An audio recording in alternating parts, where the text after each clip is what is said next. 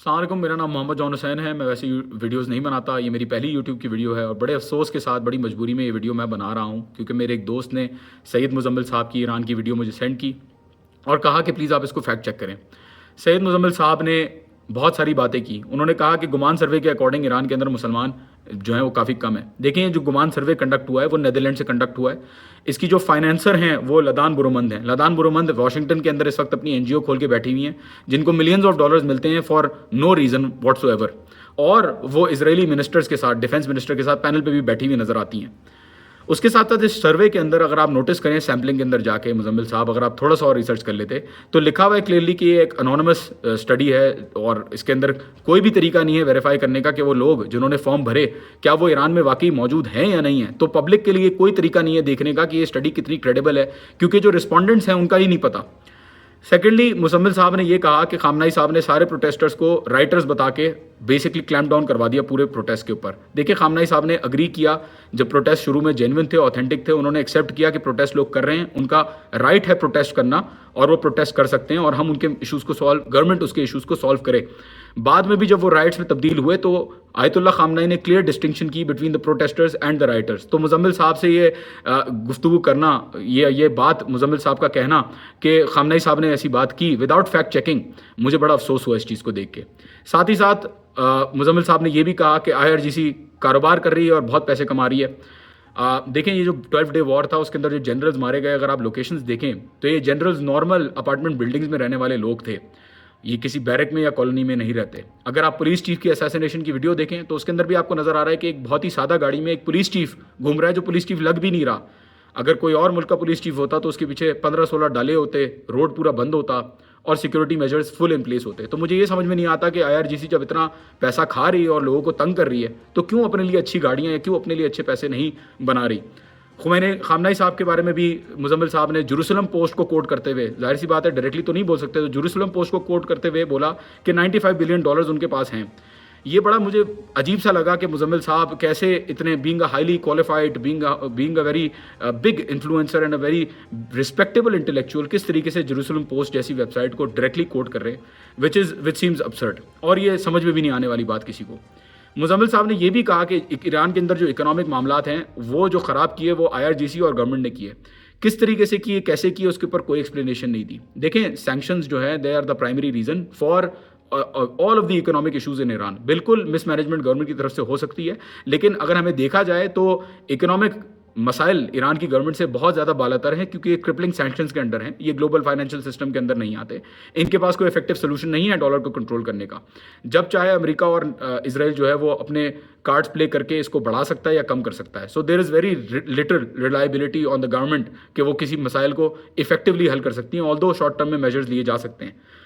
साथ ही साथ मुजम्मिल साहब ने यह भी कहा कि महसा अमीनी को डंडे मार के कोमा में डाल के जो है वो मार दिया गया। देखें, महसा अमीनी की एक प्री कंडीशन थी, उनकी सर्जरी हुई थी और बिल्कुल वो पुलिस स्टेशन में उनकी मौत हुई। बिल्कुल मैं कोई गवर्नमेंट का स्पोक्स पर्सन नहीं हूँ, बिल्कुल एक्सेप्ट करता हूँ कि ईरान के अंदर पहले हिजाब के ऊपर इन्फोर्समेंट थी, अब हिजाब के ऊपर इन्फोर्समेंट नहीं है।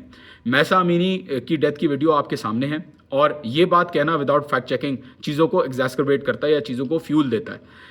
साथ ही साथ मुजम्मिल साहब की अगर आप देखें जो उनका ओवरऑल टोन रहा है, उन्होंने इसी चीज़ का इशारा किया है कि ये जो गवर्नमेंट है या ये जो इस्लामी निज़ाम है, गवर्नमेंट तो शायद गिर भी जाए लेकिन ये जो इस्लामी निज़ाम है ये सर्वाइव नहीं कर सकता।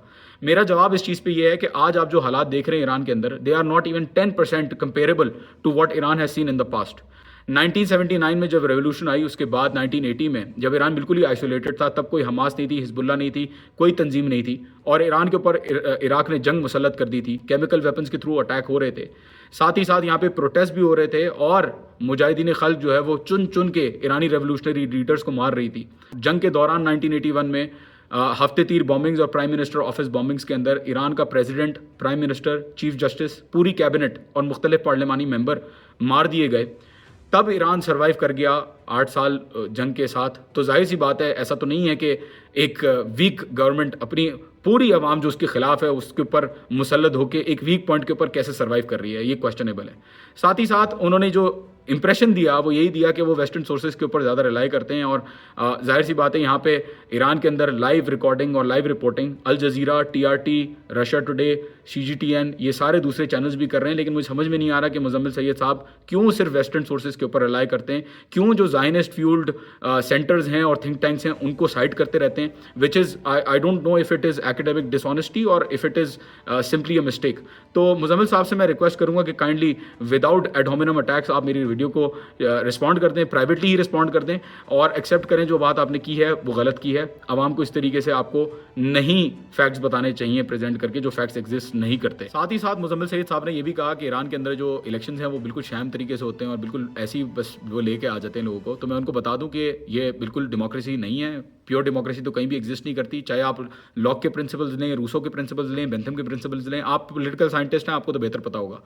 आप कभी भी जो है वो नहीं देख सकते कि किसी भी सिस्टम के अंदर परफेक्ट डेमोक्रेसी एग्जिस्ट करती हो, क्योंकि कहीं ना कहीं राइट्स क्लैश हो रहे होते हैं। ईरान के अंदर इस्लामी निज़ाम जो है वो एग्जिस्ट करता है, जिसके अंदर सुप्रीम लीडर इलेक्ट किए जाते हैं असेंबली ऑफ एक्सपर्ट्स के थ्रू, और असेंबली ऑफ एक्सपर्ट्स खुद से भी इलेक्टेड होती है। प्रेसिडेंट जो होता है वो ऑन दी अदर हैंड बिल्कुल ही एक अलग तरीके से इलेक्ट होता है, उसको डायरेक्टली वोट करती है, जो अवाम है वो डायरेक्टली वोट करती है। मुजम्मिल साहब को मुझे अफसोस हुआ कि ये नहीं पता कि ईरान के अंदर जो ज़्यादातर कैंडिडेट्स आए हैं वो रिफॉर्मिस्ट कैंडिडेट्स हैं, जिनको in line with the principles of the supreme leader नहीं देखा जाता ट्रेडिशनली। रूहानी साहब जो थे वो प्रिंसिपलिस्ट कैंडिडेट नहीं थे। आज जो पेज़ेश्कियान साहब हैं वो भी प्रिंसिपलिस्ट कैंडिडेट नहीं हैं।